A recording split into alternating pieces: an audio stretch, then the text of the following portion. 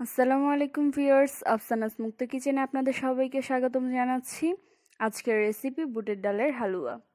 সামনে এই শবে বরাতে এই রেসিপিটি আপনারা অবশ্যই ট্রাই করবেন। খুব মজার একটি রেসিপি, আশা করছি সকলের ভালো লাগবে। চলুন রান্নায় চলে যাই। এখানে আমি একটা হাঁড়িতে দুধ নিয়ে নিচ্ছি। 5 কাপ পরিমাণের দুধ নিয়েছি আমি। দুধটাকে একটু গরম করে নেব। হালকা একটু গরম হতেই এখানে বুটের ডাল দিয়ে নিচ্ছি। এখানে আমি 2 কাপ পরিমাণ বুটের ডাল নিয়েছি, ভেজানোর পর 2 কাপ হয়েছে। এরপর এটা একটু ভালোভাবে নেড়ে চেড়ে নিচ্ছি। এভাবে নেড়ে চেড়ে নিয়ে ঢাকনাটা দিয়ে দেব, আর একটু হাই হিটে রাখতে হবে। এরপর আঁচটা কমিয়ে দিতে হবে। আমি কিছুক্ষণ পর পর এভাবে নেড়ে দিচ্ছি। এভাবে আস্তে আস্তে দুধটাকে শুকিয়ে ফেলতে হবে এবং খেয়াল রাখতে হবে বুটটা যেন একদম পারফেক্টলি সেদ্ধ হয়ে যায়। দেখুন, এটা সুন্দরভাবে সেদ্ধ হয়ে গেছে আর দুধটা একদমই শুকিয়ে এসেছে। আমি একটা বাটিতে এটা নিয়ে নিয়েছি। এখন আমি এটা ব্লেন্ড করে নিব। আমি ব্লেন্ডারে এটা ঢেলে দিচ্ছি। এটাকে একটু মিহি করে খুব ভালো করে ব্লেন্ড করে নিতে হবে, আর কোনো পানি দেওয়া যাবে না এটাতে। যেহেতু যতটুকু পরিমাণ দুধ ছিল ওটাতেই এটা ব্লেন্ড করে নিতে হবে। এটা খুব ভালোভাবে ব্লেন্ড হয়ে গিয়েছে, আমি নিয়ে নিচ্ছি এটা।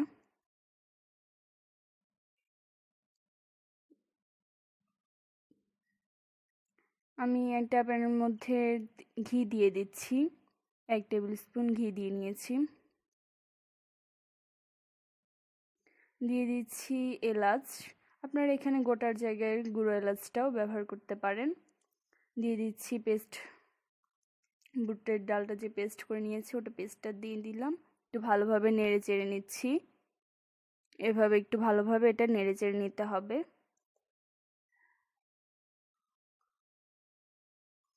একটু ভালোভাবে নেড়ে চেড়ে নেওয়ার পর আমি এখানে চিনি দিয়ে দিচ্ছি। এখানে আমি চিনি 1 কাপ পরিমাণ নিয়েছি।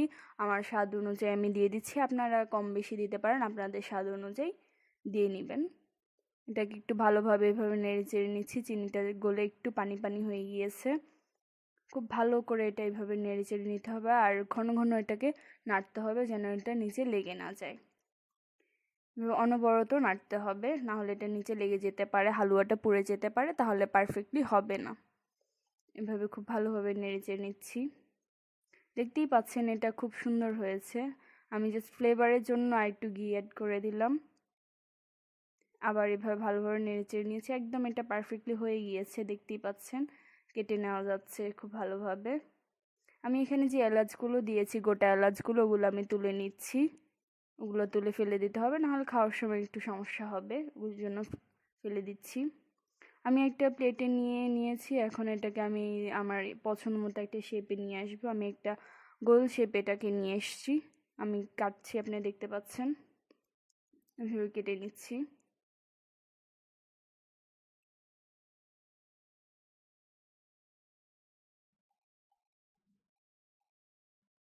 এভাবে এটা কেটে নিতে পারেন, আপনারা যে কোনো শেপেই কেটে নিতে পারেন আপনাদের ইচ্ছে মতো, আপনার পছন্দ মতো।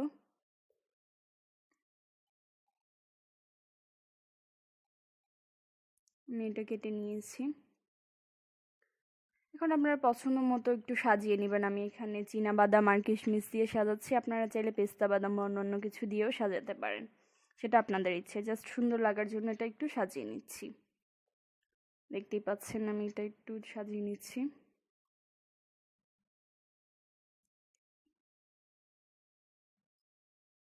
আমি একটা তুলে দেখাচ্ছি, দেখুন অত সহজে এটা তুলে আসতেছে, একদমই লেগে নেই।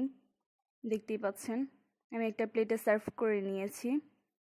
আমি একটা তুলে আপনাদের দেখাচ্ছি কতটা সুন্দর হয়েছে এটা। আসলে দেখতেই পাচ্ছেন আশা করছি। আমি একটু ভেঙে দেখাচ্ছি, দেখুন কতটা সুন্দর পারফেক্টলি হয়েছে। আশা করছি এই ভিডিওটি আপনাদের ভালো লেগেছে। যদি ভালো লেগে থাকে লাইক করবেন, আর কমেন্টের মাধ্যমে অবশ্যই জানাবেন কেমন লেগেছে, আর আমার চ্যানেলটি সাবস্ক্রাইব করবেন। আসসালামু আলাইকুম।